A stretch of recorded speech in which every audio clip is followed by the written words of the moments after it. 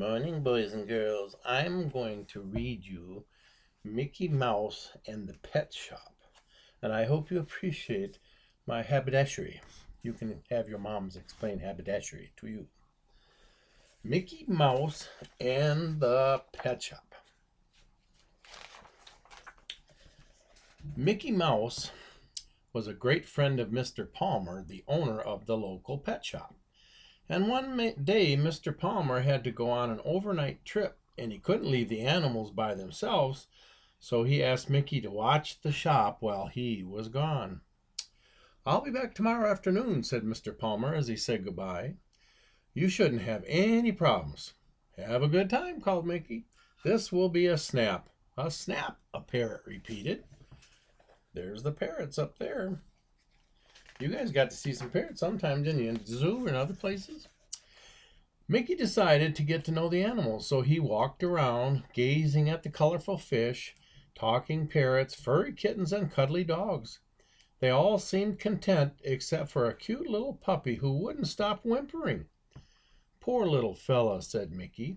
"What you need is some attention." He picked up the puppy, and the puppy wriggled out of Mickey's arms and raced over to the fish bowl for a drink of water. "Watch out," screeched the parrot. "Watch out." He was too late. The puppy knocked over the bowl, and the fish went flying across the store. "Gotcha," Mickey said as he caught the fish and put it in a new bowl, and he put the puppy back in the kennel. Just then, the door opened. It was Mickey's first customer. He was so excited that he forgot that to lock the kennel door. "Can I help you?" said Mickey. Before the woman could answer, the puppy had gotten out and opened the door to the mice's cage, and now mice were everywhere. "Oh my, I'll come back later, much, much later," said the woman as she raced for the door. She was afraid of mice. Can you imagine that? Little itty bitty little mices. After the customer left, Mickey put the animals back where they belong. This time he made sure he locked the doors. "Don't worry, little guy," he said to the puppy. "Someone will come for you, you'll see." And then Mickey went upstairs for the night. When Mickey tried to go to sleep, the puppy howled and howled. Mickey tried hiding under the covers, but that didn't work. He could still hear. Then he tried covering his ears with a pillow, and that didn't work either.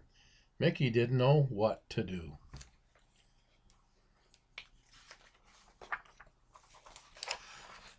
Finally, the puppy got exactly what he wanted, a cozy spot under the covers right next to Mickey. When Mickey woke up the next morning, the puppy was gone. Mickey looked all over the house for him, but he was nowhere to be found. "Maybe he's downstairs," thought Mickey. Mickey couldn't believe his eyes when he walked into the pet shop. It was a mess. Books were scattered on the floor, and the plants had been turned over, but the puppy wasn't there. Wonder where this puppy went. Mickey got dressed and then began to look for his little friend. He was about to give up when he remembered to check the storage room, and sure enough, the puppy was there. Mickey picked up the puppy, brought him back to the kennel, and locked the door. "Now you can't cause any more trouble." "Well," said Mickey with a sigh, "I guess I should begin tidying up at the store." And as he worked, the puppy began to whine. Mickey felt bad, so he opened the kennel door, and the puppy followed him around, trying to be good. He helped Mickey put the books back and dust the counter and sweep up the soil from the flower pots. "You may be a rascal," said Mickey, "but I'm sure getting used to having you around here with me." Maybe the puppy was just lonely. What do you think? Mickey and the puppy had just finished cleaning up when Mr. Palmer came in. "Well, it looks like everything went smoothly," he said. "I hope none of the animals gave you any trouble." "It was easy as pie," said Mickey, very tired. Then Mr. Palmer handed Mickey his paycheck. "Thanks for helping me out," he said. "I hope you will come back soon." Mickey just smiled. Mr. Palmer didn't realize how much work they'd had. As Mickey was about to leave, the puppy began to howl. "I'm going to miss you too, little fellows," said Mickey. Suddenly, Mickey had an idea. he could take the pup instead of the pay. Now everybody would be happy, especially the parrot who screeched, "And don't come back!" But what should I call you? Mickey wondered out loud. What should Mickey call the puppy?